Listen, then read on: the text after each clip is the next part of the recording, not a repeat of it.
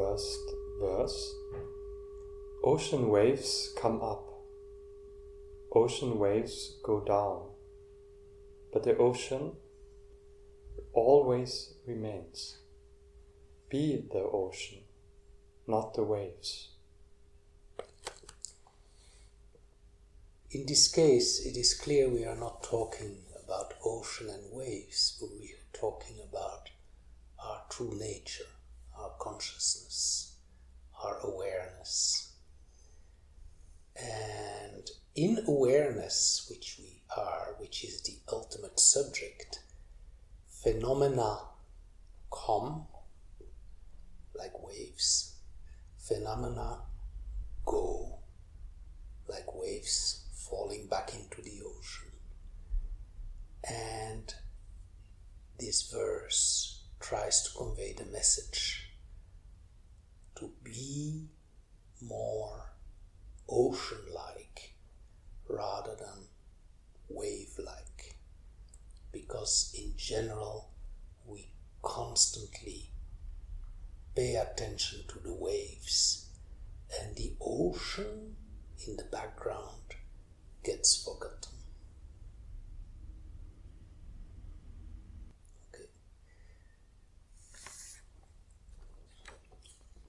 Second verse. Waves have particular characteristics such as height, shape, sound, temperature, salinity, color, duration. But ocean, while containing all these waves, is endless, timeless, all-encompassing. Be just that. It is so, not only for ocean waves, but also for all phenomena with which we identify constantly. For example, most people consider themselves as this body.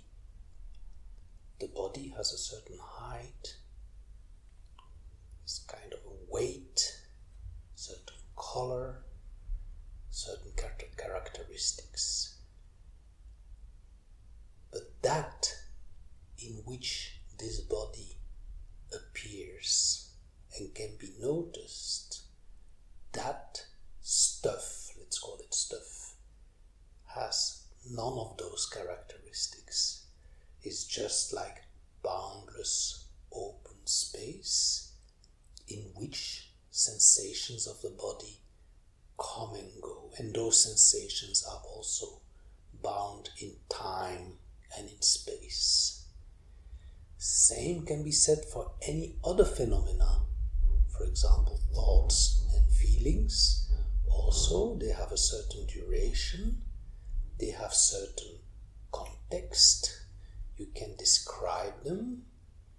Same with feelings also, you can describe your feelings, there are certain characteristics.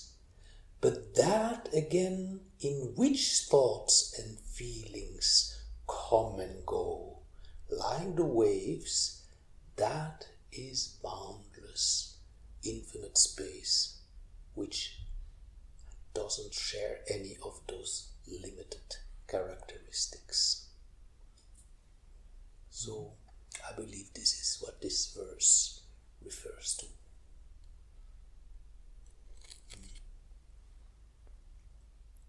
3.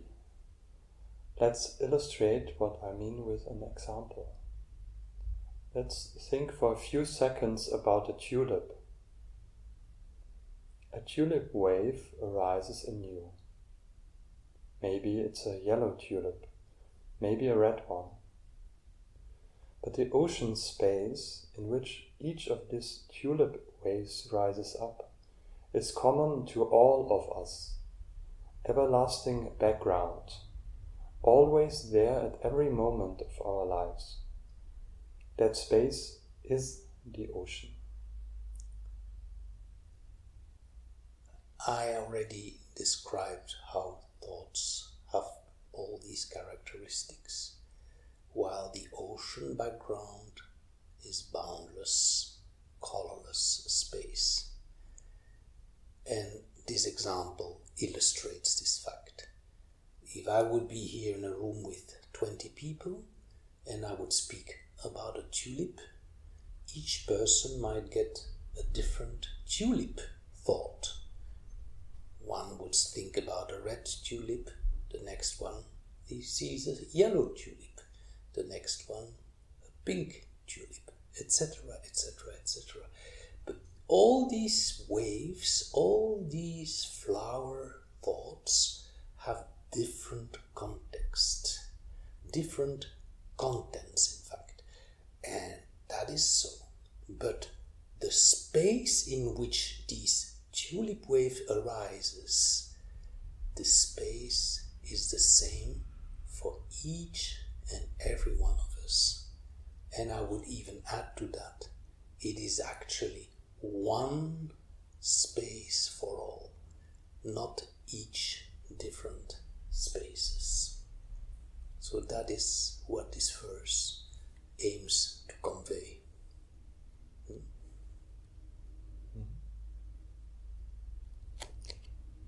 So 4. We tend to get lost in the waves, identify ourselves with it completely, attach ourselves to one wave after the other, happy when the wave is big and long-lasting, sad when the wave is small, short-lived. See that for yourself. That is so true. And I often use a well-known metaphor used by many Advaita and Zen teachers of the movie and the screen. That the movie images are just passing by, while the screen is always constantly in the background. Yet, any one of us looking at a movie forgets that there is a screen there. Only focus on the heroes that are playing in the movie. The same happens to us. We are so focused on our desires, on our thoughts, on our bodily sensations, that we completely forget that there is an ocean always present, always shining there in the background. And this is what is problematic with human life.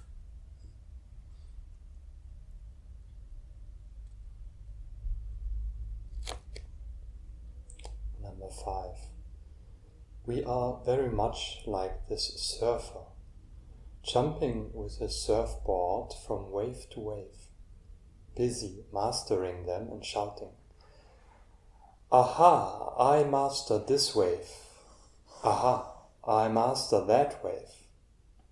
Trying to pretend that by jumping from wave to wave, there is some kind of continuity.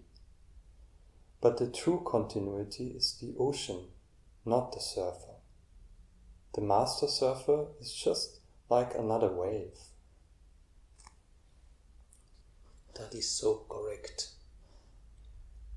One of the waves that constantly come up in us, we could call it the controller wave or the ego wave.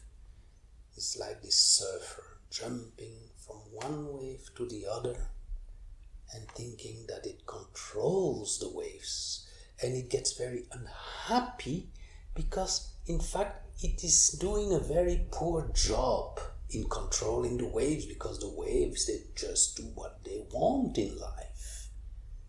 But in fact, this surfer is in itself just another wave which comes up in the ocean, because the ocean doesn't want anything, doesn't have any characteristic, is just there shining in the background. So the controller, we believe that's what we are in life. We play these ego roles all day long, yet we're still far away from just being the ocean.